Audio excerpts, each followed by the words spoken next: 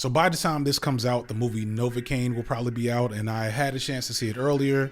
And just to give it a quick review, I really enjoyed it. It took me back to the late 90s, early 2000s. That was, I won't say it was a better time, but at that time, movies like this came out in theaters all the time. These like low budget genre films that were immature and gory and easily digestible, sometimes incredibly memorable, sometimes very forgettable. One of my favorite movies growing up was a movie called Tango and Cash starring Sylvester Stallone and one of them other white dudes. I don't remember which one it is. Oh, fuck, I already set myself up. But I didn't try to say his name. So you can't use the meme. Tango and Cash starring Sylvester Stallone and Kurt Russell. As you can see, I don't remember that movie very well. I just remember loving that movie as a kid and watching it every chance I could get. But today, Hollywood is like just another example of the atomized, fractured media landscape, slowly dying under capitalism, and that everything that comes out is a remake or adaptation or some type of big tent Marvel movie. And sometimes good things come out of that, like, you know, Barbie a few years ago. But most of the times it's the bullshit that we're about to get from this Minecraft movie. My kids love Minecraft and they don't want to see this. That should tell you something, Hollywood. Y'all are fucking up. Anyway, I love Novae, but it does have one feature that probably might turn off some people in my audience, which is its engagement in a trope that one might call the magical autist. And autistic may or may not be an accurate description of the main character, but he does use his real life disability as a superpower. So viewer be warned. Mild spoiler, in the movie, Jack Quaid's character has a real life disability called SEPA. And while I'm sure this disability isn't quite as useful as it is in the movie, it does basically give Jack Quaid's character in the movie like action movie level durability, but turned up to 10. It is a real genetic disorder that affects 1 in 25,000 people. I can't speak for people with this disability and how they might feel about the portrayal of the condition in such a way. It's not really engaged with thoroughly. It's really just used as an excuse to explain why he's able to do some of the things he's doing. Like really, they probably could have came up with a whole bunch of different things to explain it, but it is what it is. I haven't heard any complaints from anybody about this particular issue, so I don't want to speak for anybody. I'm just saying, I blinked a little bit. I was like, oh, that's a choice. But it got me thinking about how this concept of the magical autist or the Sigma male protagonist is becoming more of a thing, or has been becoming more of a thing in action movies. If you don't know what I'm talking about, you probably haven't noticed that there's suddenly a lot of action heroes that you could describe with the phrase Sigma coded. And for a portion of you that are normal and not chronically online, that probably needs some explanation. The Sigma male is a concept that came out like a couple of years ago. I don't know if it was born specifically out of the manosphere or adjacent manosphere online circles. It starts as a meme, but it's very clear that some people don't treat it as a joke. They're dead serious about it. Is this person real? This person is joking, right? He's not serious. Like, this is funny. And I can't get too far into it. There's a ton of details online. Google it, but good luck, because it's hard to tell what's serious and what's just a joke. But the key thing to understand is that Sigma coded is slang for neurodiverse or neurodivergent coded, which is kind of a placeholder for nerd coded or just autistically coded. Again, we're talking about, you know, internet culture stuff. There's a variety of ways to interpret things. Give me grace as I try to explain it as best as I can. But in some of these characters, we see characteristics that we often attribute to autistic people or nerds or whatever. Having poor social skills, having a constantly flat affect, having supernatural skills of pattern recognition or tech abilities, being clearly identified with struggling with social situations, or having minimal social life to begin with. The trope magical autist that I mentioned earlier is sometimes very appropriate, sometimes not so appropriate. Again, broad strokes, but if you know, you know. And if you know, some of you in the comments will tell me that I'm wrong and there's a better term for this character trope, etc. I get you. Just imagine that I'm saying that thing as I'm talking, all right? Regardless of the appropriateness of the term, I don't think it's arguable that we're actually seeing it emerge more consistently in our media, especially compared to earlier eras. In the 80s and 90s, action heroes were all big dumb jocks, big muscles, one-liners, macho behavior, muscle cars, Stallone, Schwarzenegger, Van Damme, etc. All the folks that were in those Expendable movies a couple of years ago. Now, there was always some variety and representation for the Sigma male protagonists in some of these shows and movies. MacGyver comes to mind, David Duchovny in The X-Files, Keanu Reeves, Nick Cage, Tom Cruise. They all become action superstars in the 90s with some amazing films, but the iconic action hero of the 80s and 90s is a big, strong guy dripping with male fantasy aesthetics. But then as we go into the 2000s, things start to change a bit. I can't quite call it. Sylvester Stallone blames Batman in 1989 for the start of the decline, but I would actually point to Jason Bourne as the inflection point when things really start to change. The Bourne Identity starring Matt Damon was a very different take on an action hero. Instead of being big and loud and over the top and dripping with machismo, Jason Bourne was Sigma coded.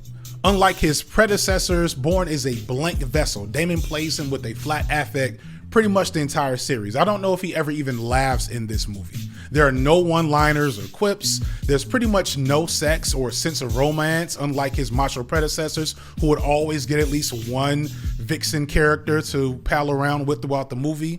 He has superhuman fighting skills and hacking skills and tracking skills and all kinds of shit, but he doesn't seem to enjoy or even appreciate that this is cool at all. Broody, tortured by his past, and the excuse is that he has amnesia, but Arnold Schwarzenegger's character in Total Recall also has amnesia, and I'm just gonna show some images to look at how this concept is treated as we cross decades. Do you think this is the real Quaid? It is.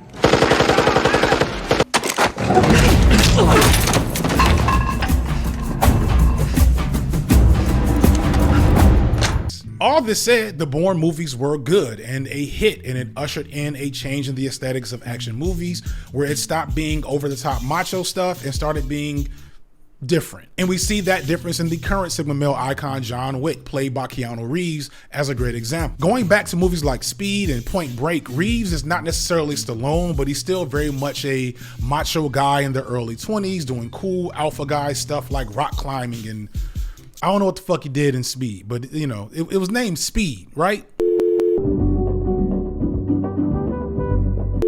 But years later in John Wick, he's tortured and broody, and he barely raises his voice and doesn't smile throughout the movie, so on and so forth. You kind of see how this is repeating. Jack Quaid's character in Novae, which again does kind of play into this magical autist trope, he does literally use his disability as a superpower. His character also struggles socially. His only friend is a peer he meets in the online gaming lobbies, and he has nerdy propaganda all over his home. And even in the previews for Novae, I saw a trailer for the upcoming Rami Malek movie, The Amateur, where a data analyst hacker guy for the CIA decides to go into the field to take revenge for the murder of his wife. And again, all those same features. In fact, it's probably even more on the nose there. And I know I'm just scratching the surface here. If I sat and really did some research and thought about this, I could probably come up with far more examples of this trope emerging to be more prominent in the last couple of decades. But the question I do want to present to you all is why? What is the appeal of this archetype? What caused this shift? One of the things I like to point out when I'm talking about this change is how The Rock has emerged as an action star, but not really. See, The Rock's career started out, he was a traditional action star in the late 90s. He was in The Scorpion King, and then The Mummy featuring The Scorpion King. I don't remember, but he played traditional action hero figures, right? But those movies didn't do that well. And so then he lost a ton of weight and tried to be a spoof of that traditional action figure image in a bunch of comedies. And by the time he circles back to being an action figure again in stuff like Fast and Furious, he's part of an ensemble cast, and the real stars there are still people more akin to that Sigma-coded, imagery. And now in many of his movies, he plays a caricature of that action image. In Jumanji, he played a image of that character played by an old white man. Or was that Kevin Hart? What the fuck happened in that movie? Fuck, you about to do it to me again. You get the point. My point is, shit's different, shit's weird. Why is that? I don't have a great answer. I actually am looking forward to other people giving me their take on why this change happened in the comment section. But my guess is that it has a lot to do with how we imagine and idealize masculinity in 2025 versus 1985. In 1985, America was a uniquely powerful, hegemonic force, meaning that everything that's happening in the world is influenced by us and in many ways dependent on us, as what we think and what we want is what happens. And that's still the case, but with a whole different tone now. See, in the 80s, we're coming out of an era in the 70s where the American project, at least on paper, seemed like it was winning. It seemed like a slam dunk. There was a huge expansion of factory jobs and economic viability for so many Americans. There was zero cynicism about our society in the 80s going into the 90s, and our art in many ways reflected this self-assured sense of virtue in the American dream. And that was reflected by the men of that era. Men's men, through sheer power and masculine prowess, pushed the American dream forward. Hulk Hogan, Ronald Reagan, Mr. T, Michael Jordan. All these men were bigger than life and meant to take up space and exert massive influence on the world around them. But by the mid-90s, the hangover from all that excess in the 80s had set in. And by the 2000s, we were fully understanding that optimism and excess from the 80s was extremely foolish and naive. Technology was making the world smaller and bursting our bubbles here in the States about what the American project was actually built on, and it wasn't macho masculine prowess. America was able to maintain its hegemony only because of what our military and our corporations were willing to do outside of our shores to other people, and that it had been doing this pretty much the entire time. Worse yet, we realized that there's not a lot we can do to change this either on the inside. And so suddenly being a big, loud, proud American man blowing shit up and taking up space feels wrong. Furthermore, America shifts economically. Factory jobs shrink across the country and tech jobs become the big boom. And that creates a shift in the dynamics of what a real man looks like. Suddenly big muscles and tans are markers of a lesser man who's going to eventually die from heart disease, not of an alpha male who will eventually die from cancer. Your masculine icons are now tech entrepreneurs who can use their obscene wealth to buy traditional masculine features, such as what we've seen with Elon Musk and his gender-affirming care surgeries, or Mark Zuckerberg hanging out with MMA fighters. And as is always the case, these societal changes are reflected in our media. Macho He-Man figures seem trite and socially unaware, so let's insert broody and tortured protagonists who will still give us the hyper-violence and low-key state-sanctioned terrorism propaganda across the globe, but they're not so excited about it. And they look cool, but a different type of cool. A cool that's more attainable and aspirational to a generation of young men who don't aspire to be factory foremen or craftsmen, but instead want to be venture capitalists and tech bros. In me making these observations, I'm not saying don't enjoy your John Wick. I just started with the video talking about how much I like Novae, and I'm probably going to see this movie with Rami Malek as well. As I said in my Edge Lord video a couple of months ago, we put way too much value in consuming good media as a signifier of our own character and value as allegedly progressive individuals. It's ironically a very liberal mind state that makes us want to assume a progressive identity and high moral value based on our consumption habits. That's bad. If you want to impress me, tell me where you donated money, what organizing event you attended, what community you cleaned up, etc.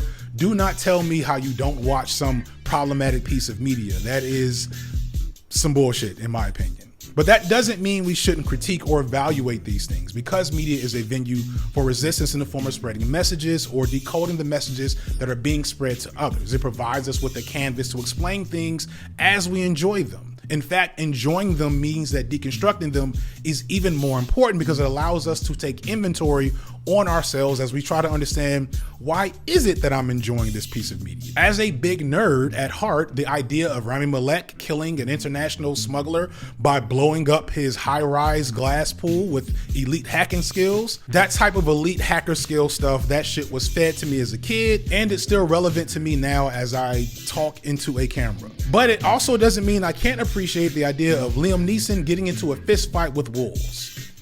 Do y'all remember that? That was a real thing not too long ago. Liam Neeson fought a wolf as a final boss at the end of the most manliest man movie of like the last decade. Yeah, that seems like a good enough place to stop. But before I go, I did want to let y'all know I did it. I actually have my own piece of content on Nebula right now. It's called Talking to White People, and it's a short film where I explore the concept of being white with a variety of different creators here on YouTube, TikTok, and elsewhere.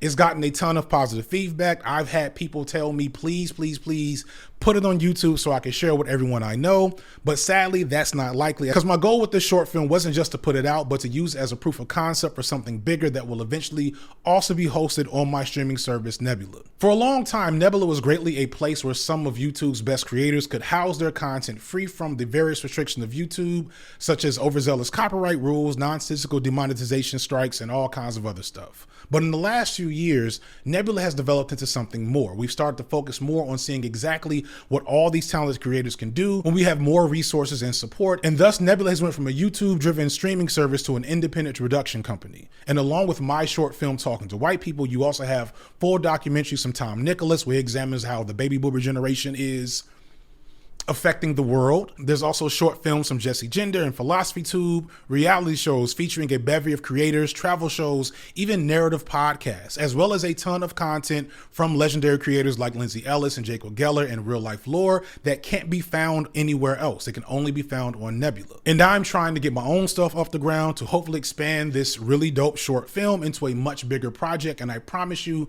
once you see it, you'll definitely want that to happen. And the only way that you can see it is for you to sign up to Nebula, because Nebula is independent and we're not partnering with Google or some other big tech company. We're not ran or owned by venture capitalists or tech weirdos. We only make money when you click the link in the description and sign up. That's what keeps us ticking. That's what will help this project grow, and I duly appreciate it. So please help me and help us at Nebula continue this journey by signing up for a subscription. You can get 40% off or even get a lifetime subscription for one payment. Thank you so much for watching this video. Thank you to Nebula for sponsoring the video. I'm FD Signifier, and this has been Lightwork.